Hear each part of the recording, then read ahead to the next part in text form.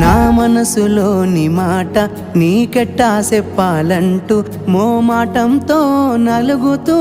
ఉన్న వేళలో నీ సిగ్గు పాడుగాను సిన్నబోయి బోయి నేను చెప్పేసా దూరమైతావాని మనసులో మాట అమావాస్య సీకట్లోన సందమామలా తెచ్చావే నా బతుకుల దీపాల పండుగ ఓడి అలిసిన నా గుండెకు గెలుపంటే నువ్వేగా